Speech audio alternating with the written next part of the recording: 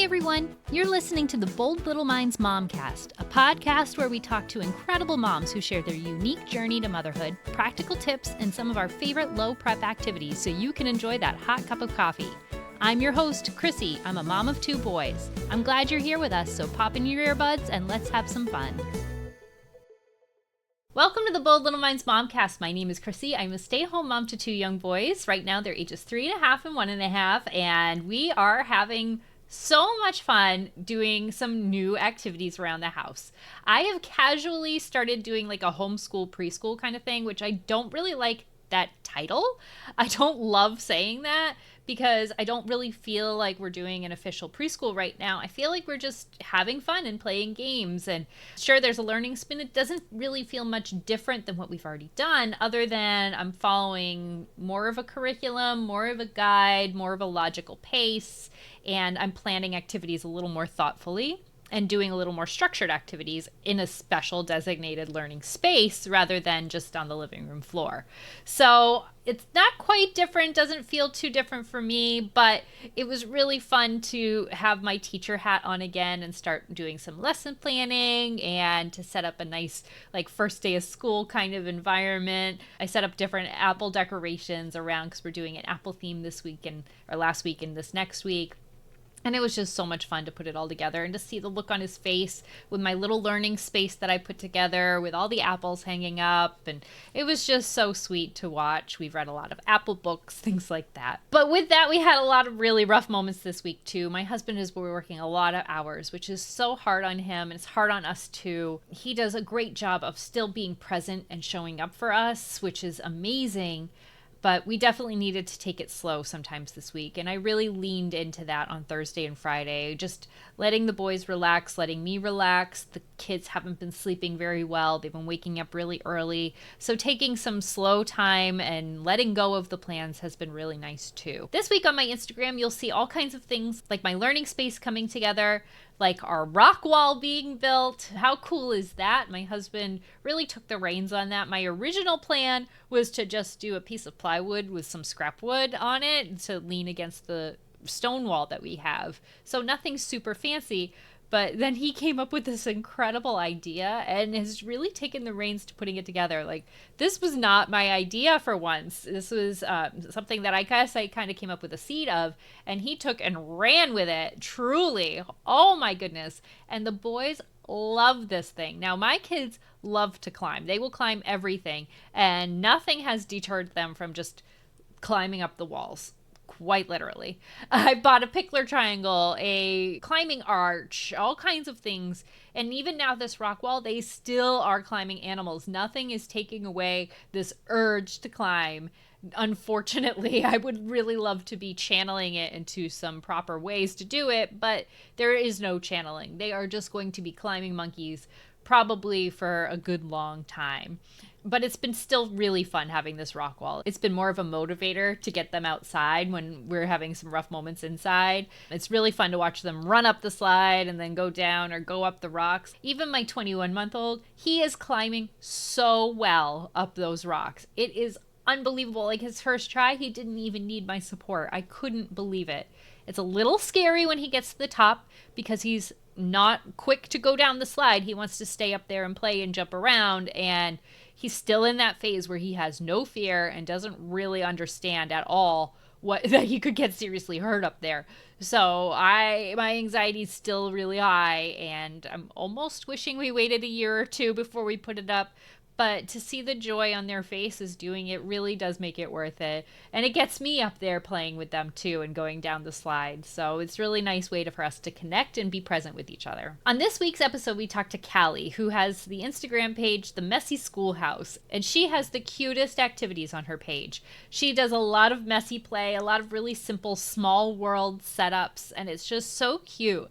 I want to play with the things that she sets up. I want to go in there and start tinkering around with everything or playing with her little peg dolls and doing little stories. It reminds me of what I was like as a girl, and it's just so sweet.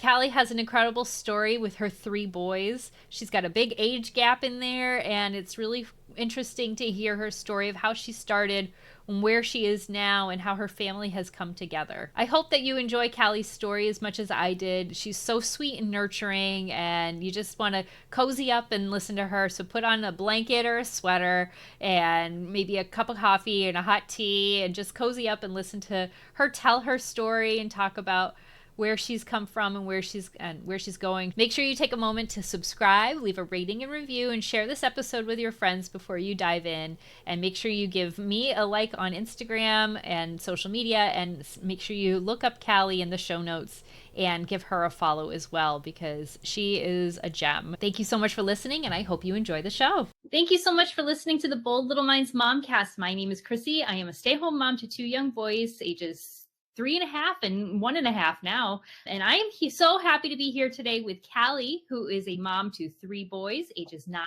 4, and 2.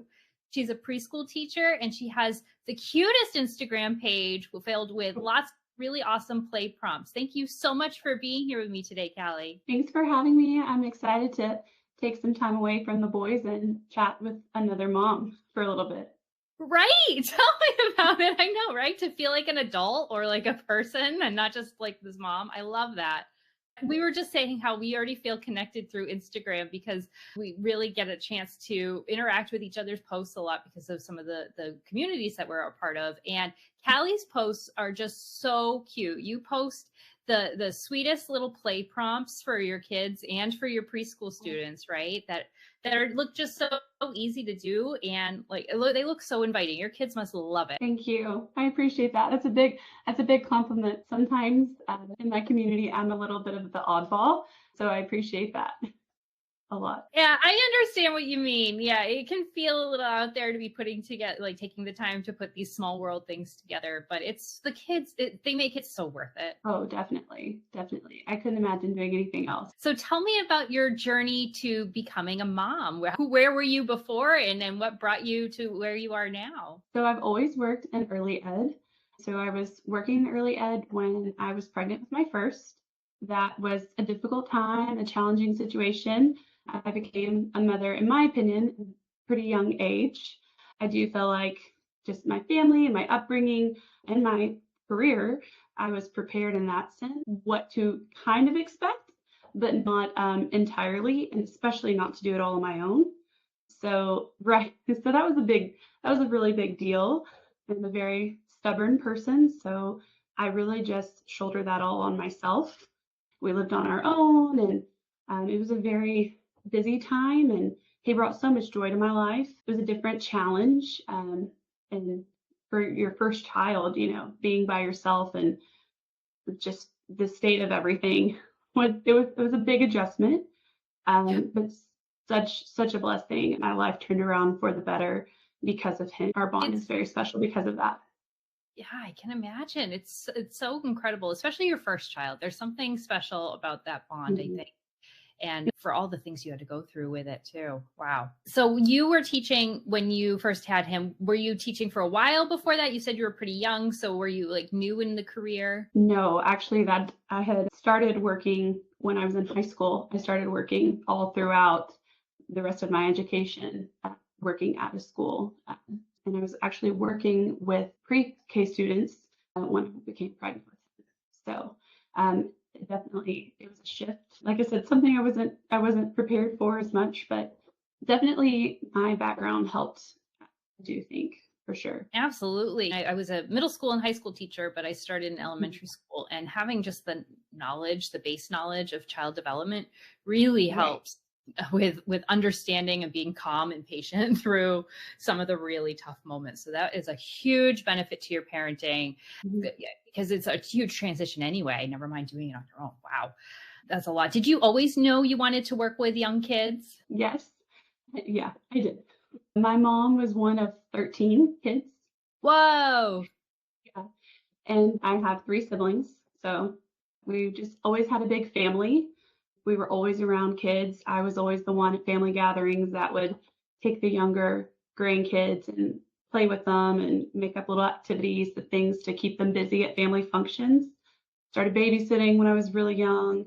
So always having that feeling of responsibility with the children, just might sound odd, but just feeling like if there was a kid lost and there were situations that I was at a store, department store, and a kid was lost, I would stay with them. I just always felt that on my heart to just look out for kids, just kind of an innate thing. And I just think it goes back to my family experience and just how important kids were uh, to the family, and just those experiences, those early experiences and those early bonds. I had a really special babysitter that was really like a part of the family as a kid. My mom stayed home with me until I was about 4, and then I had a very sweet babysitter take care of me, and those bonds became like family. So it was always important to me to be that for someone else as well. You must have a really nurturing spirit. You're probably that person that the kids just run up to you in public or at the park to show you the cool little rock they found without even knowing you or anything about you. That must be really special. I do love it. I always tell people the truth is that being a preschool teacher is not financially rewarding. It's not. That's just kind of the state of things. I wish there were some different systems in place where schools could get more funding to pay teachers more, and some of those things were put in place, but it's not financially rewarding, but it's definitely spiritually rewarding just to have that impact and care for other people and just help bring them up. So definitely the nurturing aspect is there. I get very teary with my students. I get very attached. I bet. Yeah. Saying goodbye and seeing them grow up and move on.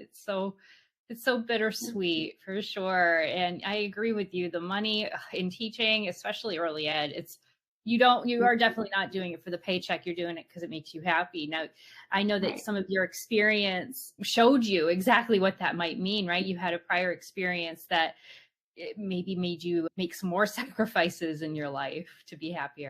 Yes. Before I had my son and I was trying to take that next step career-wise, and I was approached actually, I was approached at a teacher conference to work for a school.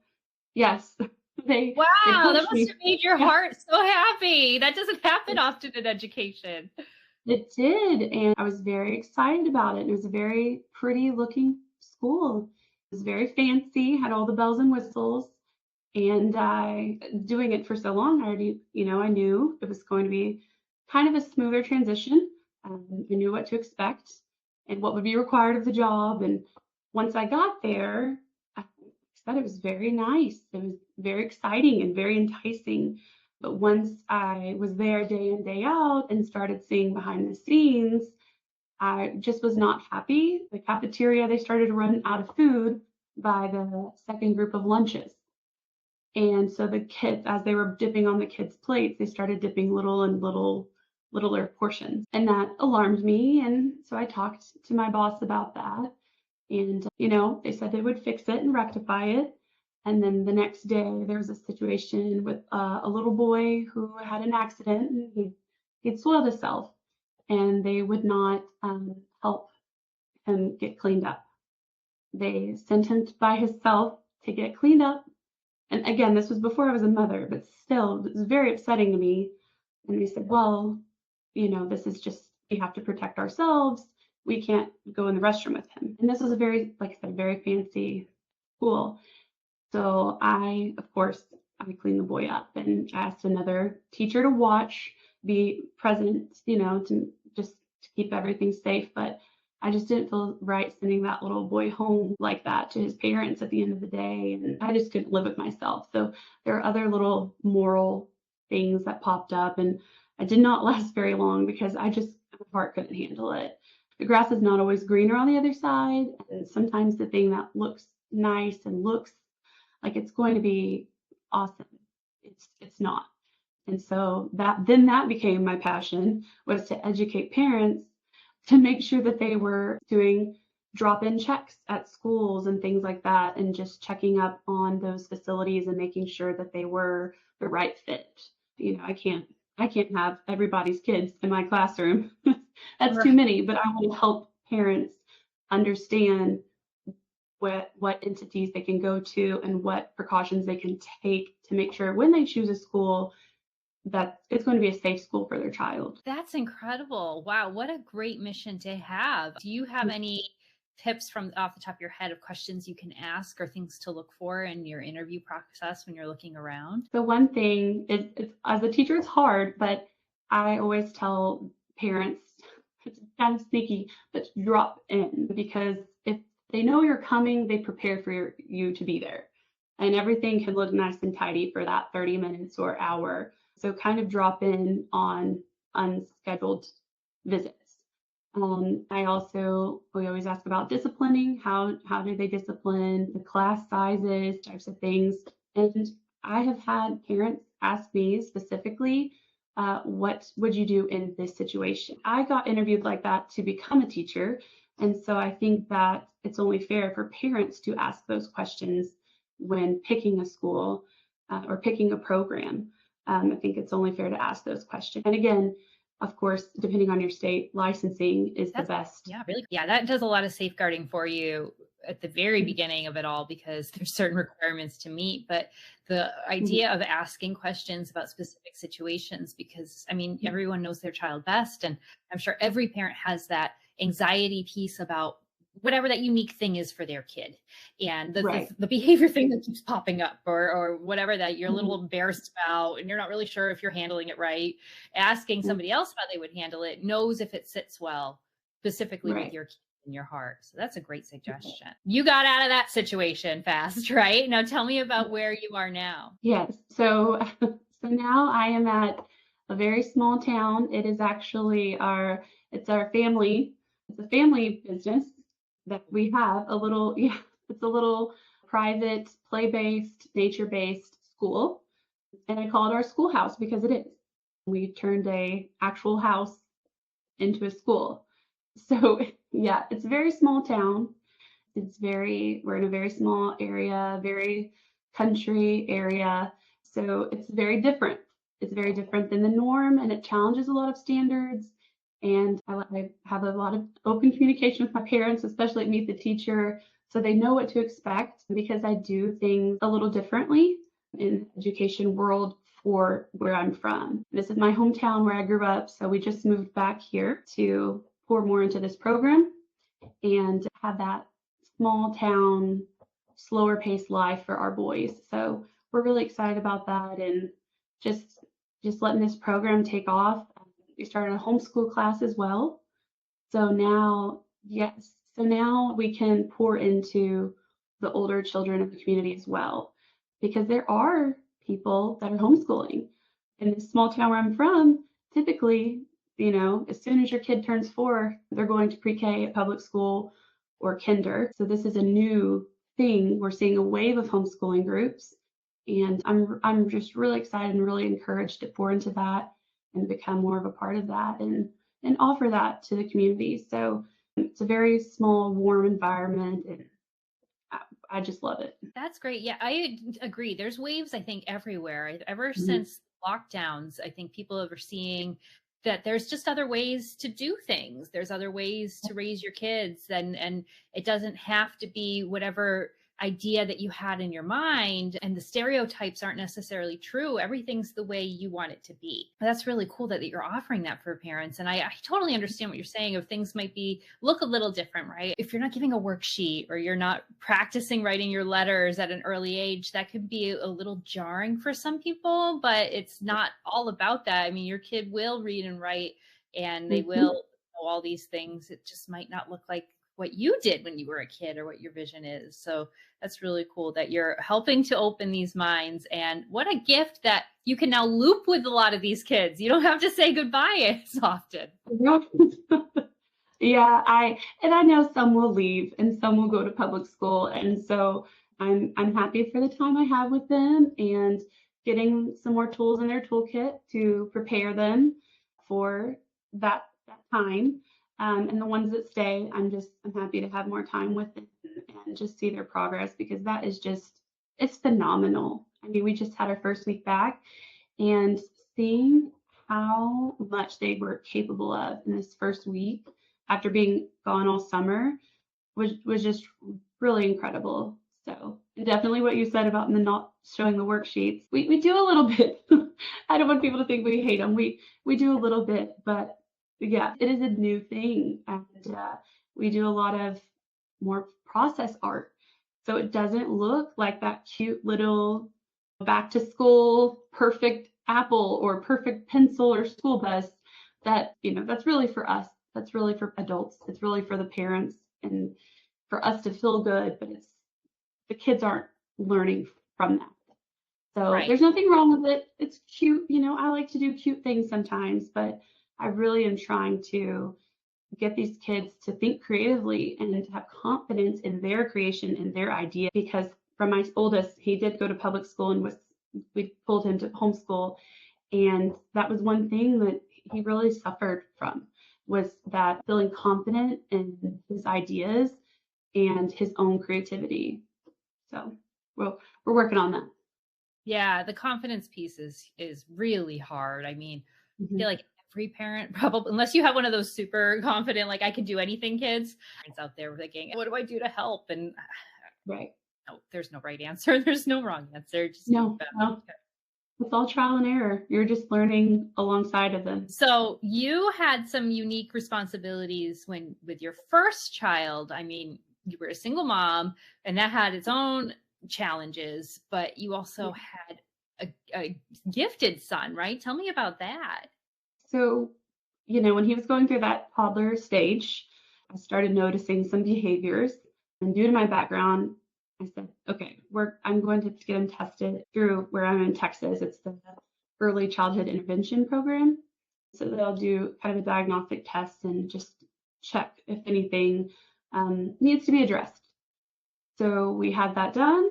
They said, oh, he's very gifted and you need to do something now, because if not, this could be a behavior problem down the road. He's going to get bored. And I kind of already had picked up on that. So we enrolled him in some different additional programs, and like I said, as a single mom, so that was finding the money and the time to do these extra things with him. And he was needing that. So when I say gifted, I mean at 2 years old, he was reading letters and could read the words. And Yeah.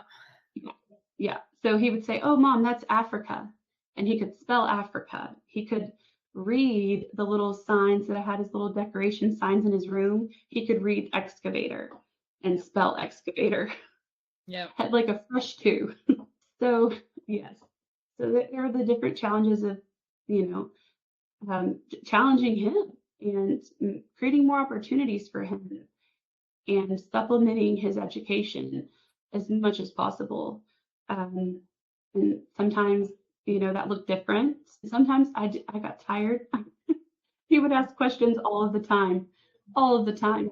And so at one point we were going to play therapy, and they said, why don't you tell him he can have this many questions for the day? He gets 5 questions or 10 questions, because he was so bright. There were questions I didn't know the answer to. Mm-hmm. And so because of his gifted mind, he would ask me in the car, and I wouldn't have access to a book to look it up. So I would say, we have to wait, and when we get home, we will look this up. So I created, and this is again 2 years old, I had a list on my phone, or I would jot a list down of his questions. And we would then, when we had the chance, take the time to look through every question and look it up. So it was a lot. Yeah, it's a lot. That sounds a lot like my 3-year-old. And yeah, it's exhausting. And they know when you're bluffing. They know when you give an answer that is like just I don't have time for you answer, like, and when you're actually thinking about it and giving them the honest answer. And I don't know how they know the difference, but they do. Right. And it's so tiring. It was, and really, I talk to people now, it did not set me up well for the other two. Oh, yeah. When you're first, it's so, I don't want to say it was easy, because it wasn't, but I didn't have those learning developmental challenges like I ended up having with my second. So it was a very almost whiplash shift to have a child who is, speaking in full sentences, asking questions, reading, spelling words at 2, and then you have my middle child who wasn't speaking at 2. Wow, what a shift that must be. And like, Right. I I feel like for me with my second, I don't notice the milestones as much Mhm. because I'm just so busy that Right. question like, did I miss something? What did I do? And that must have Mhm. been really hard on you. Yeah. And we're still living through it. He's still playing catch up, so to speak. So we're still in that, and we still will be in that. And I mean, that's just the reality of having multiple children, and they all progress at their different stages. You didn't miss Right. anything or do anything wrong. There's nothing you can do Right. to affect somebody's development. It's Yeah. just these are the questions that go through our mind, our intrusive thoughts that like, what did I do? Right. Right. But that's great that you have him in interventions and you're working through that. Yes. Those ladies that helped us were incredible during those early times. So you had one child, and then you have a pretty big age gap after that, right? Your next are now Yes. 4 and 2. So tell me Right. about your experiences with this like second wave of kids and your sibling transitions and whatnot. Yes. Big age gap with the first two. Like I said, because of being a single mom, and then when I met my husband, wanted to take some time and before jumped back into that again. So my little two, they are less than 2 years apart, which I related so much to you speaking and Reem. Both of those episodes are related so much because yes, yours are 19 months apart, Yep. right? Yep. Yeah, and she said hers were 21 months, which is my age gap is 21 months with my last two. That's interesting. Still is interesting. Yep. Um, but my middle, I was pregnant with him in teaching preschool when we went home for March and spring break and never came back during COVID, during 2020. So March of 2020, I left my class for spring break and then didn't come back. I was scheduled to have him at a hospital with a traditional doctor and all the things, and because of the state of the world, ended up having him at a birthing center, which was a really great experience. I loved it, and it totally changed my outlook on that. Having him during that time, his developmental delays and his some medical issues that he's having, they took a little bit longer to diagnose. He ended up having a cataract that they weren't sure if he was born with or developed later on. So he ended up having a cataract and having eye surgery when he was one, and that One. was right 1 years old. Yeah, and that was right before I was due with my baby. So yeah, it was quite a lot. It was quite a stressful time. Um, and there's always that mom guilt feeling because it went on for so long that we didn't know. He kept bumping his head on the same side of his face. He would bump his head. It was his eye. It was turned off. He had no red eye reflex, so no light was passing through the eye. Yeah. So we had the surgery, and he was bandaged up after that. He was not able to go outside, which is a big thing for us as boy moms. Right. To not go outside for a month was really challenging. And after that point, was he's supposed to be patching, or he patches on his good eye to strengthen his weaker eye. So doing all of that with a newborn and older brother, and so that was a big shift during Yeah. that. And Yeah. keeping a bandage on and clean and all of that. Whoa. Mhm. Mhm. Oh my gosh. Wow. You just had the punches rolling, right? Your first one, you had your own set of challenges. And then this one, it's like a whole new world of things. And like they can't talk to you. And even if they could, they don't know that they're not seeing clearly. You know what you know. Right. So there's like, Right. yeah, And yes, at that time he still wasn't communicating. He was communicating in like screams and grunts. sure. So yeah, the screams and grunts were his form of communication. And he would make this little mum sound, and so everyone thought that he was calling them mama because it would just be a short M sound. So I waited. We worked hard. I waited for me to be mama, and I can't recall exactly because that time is a blur. But when he finally said mama, clear, just to me that it was my name. Oh, because I waited for that for a while. Yeah. Yeah. Really, and you probably had an inkling, like other people are saying, "Oh, he's saying mama," Mhm. and you're like, I'm not so sure this is super intentional with that. So Right. that must have been Yeah. hard to communicate that, or just keep it in, or whatever choice Right. you made. How did you find out about the cataract? How did you ultimately figure out that was what was going on? Because I mean, bumping your head into the table, that's pretty normal in my world. Right. Right. Well, it was always the same side. So it wasn't just one time. It happened numerous times, and it would always happen on the same side of his body. When he was born, that first checkup, the first checkup you go to where you're like, you're just given birth to a baby 2 or 3 days ago. And at that point during COVID, your spouse was not allowed to go with you. So I was by myself, I was exhausted, and everyone's masked up, and it was very hard to read people body language, even hear. It was kind of hard to hear people with a mask on. So I had addressed the concern with the doctor that his eyes like oozing a lot. His eye just looks, something doesn't seem right about his eye. And they weren't concerned. They said it was fine. And so every appointment after that, because as infants, they do go a lot. They go Oh pretty yeah. much pretty much monthly. And I was nursing, and I have big babies, so they do kind of lose a little weight at the beginning once they adjust and after birth and everything. So I was going for weight checks pretty frequently, and I kept saying something's off with this eye. It's oozing. I'm not sure. It just seems kind of off. And they kept telling me it was fine, not to worry about it. I was a helicopter mom or something.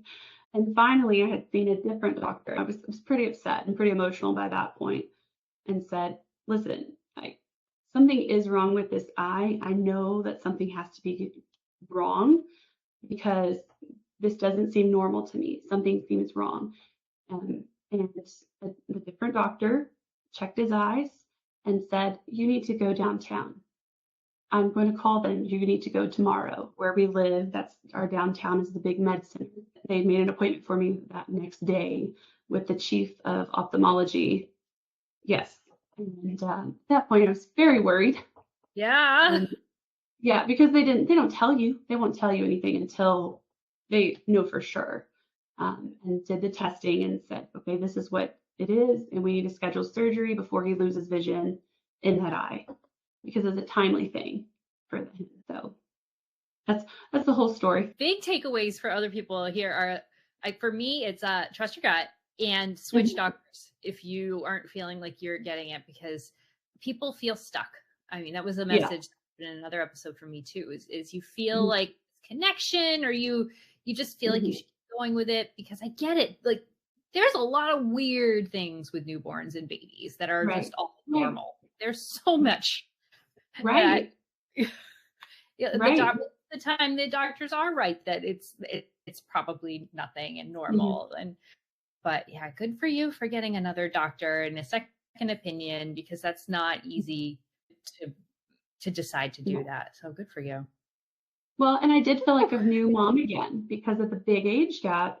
I had felt like I started over. So thought, well, maybe the doctor's right and I need to just watch it and let it go. But and I did struggle with feeling angry towards that facility and that doctor for a while. I've let go of that, and it's easy to let go of now. In the moment when you're very pregnant, you have a 1 year old, so he's like your baby, and seeing him in that pain, those emotions are natural and they were going to come up. But now that we're years past it, even though it's still not solved, he will still potentially have to have another eye surgery. We wanted to wait a while because of the just putting a child under anesthesia so young. So they want to wait a while, but he could potentially have eye issues for the remainder of his life. Sure. So that's not over, but seeing how well he's thriving now, it's a little easier now to let go of those feelings and just focus on him. I feel like that's the biggest thing I've learned in motherhood is once you kind of tackle one challenge, you have a breather, and then the next one will pop up. On to the next thing, right? Keep it Yeah. coming. What do I do? Hopefully you get that breather at the very least.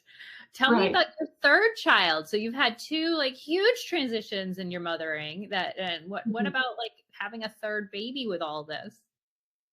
So, oh man, my baby, he's a wild one. Yeah. Well, the way you were talking about your 3-year-old being the escape artist and being able to do every lock and not being able to talk deeply to other moms at playdates, that's my third. Yeah. He's a spitfire, as we say in the South.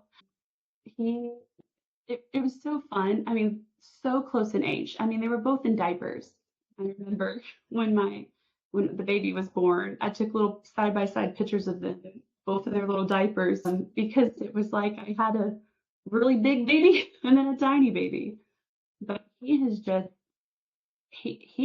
great. I mean, he's wild, and it presented its own challenges, having a third child. He is just, I mean, he fits in our family the way his personality is. He is so resilient. He is so tough. He is, he is my most hospital visits and ER visit child Yeah. at two, at two. But it's been, I always tell people things got crazy when I went to 3. I feel like, everything was cleaner and more organized. Now with the third, as you say, we just embrace the chaos. Yeah. That's what we do. We definitely just embrace the chaos, and his personality though just brings something to our family. So it's it's funny. He never meets a stranger, and uh, that's one thing I have. I struggle with anxiety. My oldest has a touch of that as well, and so my baby, the littlest one, he pushes you out of your comfort zone. He will make you talk to people. He will make you socialize because he is such a social little being. So it's really fun to have that in our family and that part of our dynamic and push us out of our box a lot.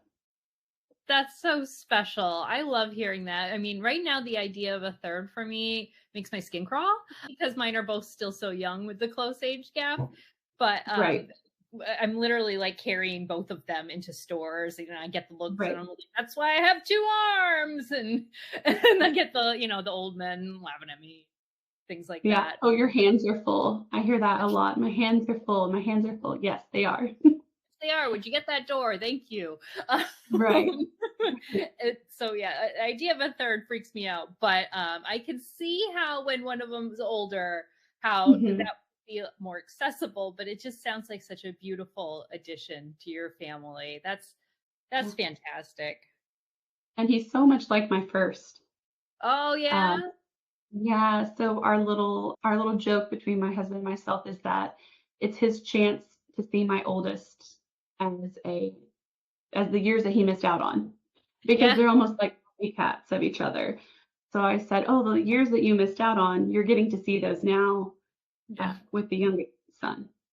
So it That's definitely adorable. it is. They have a little bond, so it's really fun to see what they bring out in each other. How does your 9-year-old do? I mean, he's got this great relationship with the youngest, but how does he do with having baby brothers? Is that a challenge for him? Is he embracing it and taking on the role? What's that like? I think it's definitely had its ebbs and flows. He begged for a baby. He wanted a baby sibling so badly when he was younger. He was so sweet, and he was such a help because no one was around during that time. My family, only my mother and father would come visit me when I had my middle child, just because of the state of everything. So he was such a big, sweet helper. He would hold him while I went to the restroom, or if I needed to put a little laundry in, he would hold him, and he was very sweet. So I think it just ebbs and flows. He definitely likes the baby stage a lot. Yeah. I think he loves the baby stage, but he has different things he likes to do with them. And yeah, he very much loves his time. Every evening we have a little time with just him after the younger two go to bed. So we're making sure he gets that one-on-one time with us. So in his eyes, I mean, I think he loves it because he's that independent older one and he gets the different freedoms and he still can play with it. So it's really sweet to watch. That really is special. So your parenting style, it seems like it adapted with all of these different things that you've had come at you, right? You've had different experiences in teaching, and then you had very different experiences with your boys being born and coming into parenting. And I think you and I have it in common where we learned about safe co-sleeping and those kinds of things, because maybe you didn't. My experience with it is at first, my first was born and, I was very no co-sleeping. This is not safe. But then I would wake up and he would be still in my arms in the middle of the night. So I was like, I better learn about this because I know that this is definitely not safe. So I did a little research afterwards. Tell me about how you kind of came into your style of parenting. Right. Well, when I was pregnant with my first, I did all of the things. I went to the new baby class and I went to the breastfeeding class and to learn all of those things before he was born. And then when he was born, like I said, being a single mother, I was tired. I was tired. And like you said, I would fall asleep holding him. And so I did the same thing, research, and ended up co-sleeping. And that was the best way for myself to get rest. And it did also help with like postpartum anxiety. Honestly, I think every mom kind of had that. It's that fear of something happening to them. It's just that overall, just that really big gush of, I need to protect this. This is my duty. This is my heart. This is my child. I need to protect them. I don't want anything to happen to them. So it helped me for him to be sleeping in the same room with me. And we just both got better sleep. So I think that attachment parenting really came about because, for one, I was solely making the decisions. And for two, it helped me sleep, him sleep, and just us get a full night's rest. Because in those newborn stages, you're waking up so much to nurse them or bottle feed them and change their diaper and put them back down.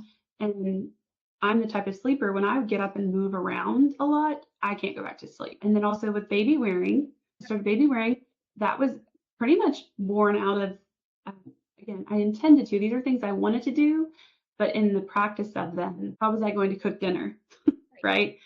How was I going to do laundry or go to the grocery store or something like that? So baby wearing really helped with that piece as well. And just definitely a lot of those attachment parenting type styles were born out of it just being the two of us in our home. Yeah, I totally can relate to that because I never really looked into attachment parenting, and I still don't really know a lot about it as a term or as a philosophy, but pretty sure that's what I'm doing. Just out of necessity. I pretty much exclusively co-slept with my second one because I knew how tired I was with my first, and having a toddler, I couldn't do that. So my husband and I just slept in the nursery. We kept a bed in there on the floor, and he's never slept in a crib. It was a floor bed from the start. And baby wore everywhere, and he was gigantic. So I went through every baby carrier under the sun and really wrapped myself into that world, literally. And I learned just so much about it until I found the right fit that, he didn't take a nap by himself until I think he was 8 or 9 months old. And he just wasn't able to nap in a carrier anymore because he was just too aware of things. And even now, ever since they were on the same nap schedule, my oldest one doesn't always nap. We just snuggle up on the couch because he's old enough to do that now. So, but yeah, it makes things so much easier if that's your lifestyle, if you're just around with them all the time. Right. It really does. And there's so many benefits to it. There's so many benefits to their developmentally with that. He was crawling earlier, he was walking earlier, and I had family members who said, "Oh, you're carrying that baby all the time. You're not giving him the floor time." My very old school aunts and things. But actually, there is scientific research that says their body being held in that shape and their legs in that position strengthens their core muscles. So it benefited and helped me from a nursing standpoint too. If they're close by you your body makes more milk and your body is more relaxed. So it just not only helped him, but it helped me as well. Right. And other people, they don't see the whole picture. I have neighbors who only time they ever saw me with a newborn was when I was wearing him, except for like maybe the 5 times I ever had him in a bassinet stroller. But, I had a neighbor say to me, I forget what the judgy comment was, but it was something nasty. And I was like, what am I supposed to do? Just put him down in the middle of the street here? Like, we're outside. What am I going to do? And what they don't see is all of the floor time they're getting in the house while you're playing and doing things. You're not 100% of the time wearing that kid. They're getting their tummy time. They're running around, rolling around and doing their things. So it's a full picture. It's not, what's the alternative to wearing them? You're not just going to put them on the kitchen counter. It's a funny thing to try to judge on. It is. And they were just, like I said, they were tools. It was all tools to help maintain myself and make myself feel rested and healthy and energized. And that's how we ended up co-sleeping, and that's how we ended up baby wearing. And it helps the mom, helps you feel more like yourself and be able to do the things you want to do and enjoy the things you want to enjoy. So that way you can just preserve yourself and keep that time to where it's a good memory and something, it's a sacred time. Absolutely. Now, talking about taking care of yourself and having, that extra time, I love to talk about our favorite go-to easy low prep activities. And I love the one that I think you're going to talk about right now. So tell me about your favorite go-to activity. Okay. No pressure. I hope it's the right one. So on the go, at home versus on the go is different, but on the go, we bring tape everywhere, just cheap rolls of tape. We bring it everywhere. We're a big road trip family. I have never been on an airplane with my husband, and I'm not sure if we ever will. Okay. We drive everywhere. We camp and we drive everywhere and take the boys. That's something we really like to do. But I always have my little mom go bag. I call it my little entertainment bag. And I pass things back to the kids, and tape is such a big hit. The little fabric measuring tape is also a big one. Oh. Yes. So you can get those for less than $2. And it's very hard to hurt someone with that. So, with lots of boys, you have to always make sure, okay, is this safe? That's a fun one for long road trips. And then just tape. They love tape, especially toddlers. They love tape. They want to stick it on everything. Or if you stick it on their shirt, they love to peel it off. That's a good idea. Yes, they love that. So that's really fun, and again, inexpensive. It's not going to hurt anything. It's not going to damage anything. I know I'm queen of the messes. If you look at my Instagram, and my middle son calls me Messy Mama now. Oh, cute. That's my new nickname, because when he sees me prep our little activities that we do, he said, what are we playing today, Messy Mama? And it's adorable. But tape is very low cost. Everyone's got tape. It's not going to hurt anything. If you're filling out paperwork at the doctor's office, give them some tape. And then at restaurants, my favorite is the straw wrappers, the paper straw wrappers. Yes. To roll them up and create everything. We've made snails and worms, create little stories to go with it, because I really teach my boys. I really want them to be respectful of the surroundings they're in. So I don't want them playing with something that the wait staff is going to have to reset or, restock. I don't want to be disrespectful in that way. So the straw wrappers, they're already there, so playing with those and making little creations out of those is a favorite for the restaurant. And another one we play is what's missing. So we close our eyes. Yeah. And that you can have you don't have to have anything, just whatever's on the table. And then we close our eyes and we'll take something off the table, and then they have to guess what we hid. I love that. Yes. That's a good one. Can you tell I like to go screen free a lot? Yeah. I love it. That is such a good one. I want to use that, I feel like, all the time. I think that my boys love playing hide and seek, in the fake way where they're like telling you, like, you hide there, I'll be right back. So I think that's such a cute one. We love tape too. I have all the colored tapes, and I've never thought to bring it on the go, but Mhm. I'll put it on the walls throughout, and they have to go do a scavenger hunt, or sometimes they'll just make a collage type picture out of it, and it's really fun. They love pulling it off of things and messing with it. So that's a great one. That's so good. So for our next piece, I love to give moms an opportunity to feel like an expert and give some advice, because we want to give that advice all the time, but it's not always welcome in our lives. Our family and friends don't necessarily want to actually hear our input. So this is a question from Reddit. It's how to play with my 3-year-old. I know this sounds like such bad parenting, but before you say, just play with their toys, let me clarify. I'm looking for ideas for my son and I. I work and take classes full time. I recently been in an emotional rut in my very tired after work, but still want to get in some solid connection time with my 3-year-old. He cooks and cleans with me and enjoys doing it, but I'm looking for ideas for playing and interacting in fun ways with him. I'm not really creative nor imaginative and get bored quickly when playing with his toys with him. I obviously still will play because it makes him happy, but I'm wondering if there's any tips or activities that are also fun for parents. Whoa, what a big one.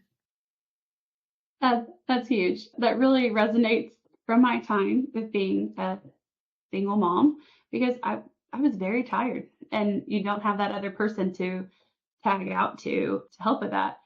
So I think what she's already doing is great. Incorporating that, it's great. I mean, my 9-year-old has so many great cooking skills because he was involved so much in that during that time. One little tip I will say is that I like to put something, kids love to be in whatever room you're in, right? If you set up something beautiful for them to play in the living room and you're in the kitchen, they're going to follow you into the kitchen. Yeah. So if you set things up for play in whatever space that you're doing your cooking or your laundry or whatever in, that's one little tip that I like to do. Whether that's magnets on the fridge or the little gears magnets that go in the fridge. Recently, a friend of mine actually did ask advice. It was really nice to give her some, and she ended up putting her kids' play kitchen inside her kitchen. Uh, Yes. so that was some parallel play where, if she's cooking and the daughter's cooking in her pretend kitchen, she can say, "Oh, mom," 'cause all kids do. "Oh, mom, try this. I made you XYZ." And she can pretend, "Oh, thank you." And she can still be cooking. But another one little one, I have this like a colander. You just take a colander and let them put pipe cleaners through, or noodles if you're in the kitchen. So just little ideas like that are great for that age and that stage and trying to be productive. I feel like that's a lot of parents' challenges. We're trying to be productive. There's a lot to do outside of your working day and all of the things that you have to do, and cook and have dinner ready and clean and do your laundry. So little ways like that to incorporate play through the household tasks are great. And then she's looking for other connection pieces. I used to take my son on a walk when we got home. I know you're already tired, and that sounds crazy to go on a walk when you're already tired, but it was so great because it gave us that little connection time. We can talk with each other and just observe what's around us. And then when we came back inside, we would draw what we saw. So yeah, so that's really fun. Taking those little pieces or whatever they're interested in. And I also tell people, think of what you're interested in as well. If you're interested in something, try to early. If you start it early, it really has the most impact on your kids. But if you show them what you're interested in, that's always helpful too. Right. That's I love the colander that you pulled out. We try to come up with, like, I call it, let's make a game. And right, I just pull random things like that. And it's like, okay, right, what's the game going to be? And we figure it out together. And it sounds like it's an imaginative thing, but it's not necessarily on me, it's on them. We'll just pull these random things that they come up with, the cool, like, and now he says it too, like, I have a game that we can do. And right, it's so cute. And even pulling right, out like your old games, like we play Uno, not necessarily, my 3-year-old does play Uno, but like open-handed, but just doing color matching or numbers, and playing a simple game like that can be a lot of fun and low brain work too. And like you said, though, getting physical, like taking a walk, or Even playing chase. You don't Mhm. want to do it because you're so tired, but Right. that's the thing about exercise. You start doing it and the endorphins start Mhm. going and start to get energized again. So any rough play and an energetic movement that doesn't take any mental work to Right. do to start Right. building a sport or tumbling and playing wrestling of some sort or Mhm. table monster. But it's a huge time killer and it makes everybody tired in a physical way after, which is great. Oh, yeah. That's really great. There's a lot of great research on that for sure. I'm glad you brought that up. There's Right? tons of great research on that. And again, before bedtime, you think, oh, we don't need to do that before bed, but actually, there's tons of research on the benefits of that before bed. Actually, my oldest, who was in OT, they said that during his OT that he needed more of that vestibular output and some of that rough play before bed. So those are great ideas. And I think there's a lot of pressure on moms for it to be perfect, or it has to look like this aesthetic, beautiful version. And I always say perfect is boring, and it's not realistic. Right now, if she's so tired and there's a day all she can do is sit on the floor beside him while he plays trains and just kind of let out a little response when he asks for it, that's doing great. Like, she's doing a great job if that is all she can do for that day. Being physically present is the hugest thing. They really just want our presence more than anything. We don't have to come up with the great ideas. And I love that you said that. We don't have to come up with the great ideas. Their ideas are so much better than ours. And really, and they just want you there witnessing it. They just want to know that you're watching what they're doing. And you don't necessarily have to grab a person and talk for it or whatever. They just want you nearby. So all the great tools and all the great ideas are great, but I don't think anyone needs to take everything as a need to do it. Pick and choose and what works, and what works for them.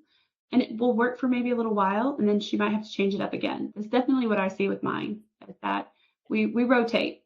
There's definitely cycles of where every day we're outside all day, and then there's cycles of we're going to play with a new sensory bin every single day. Yeah. And then you won't do Yeah. one again for like a week or whatever because you're just outside Right. and it's wild. I agree. Oh, well, this has been so amazing. You are so full of good ideas. I can't believe we've already been talking for an hour.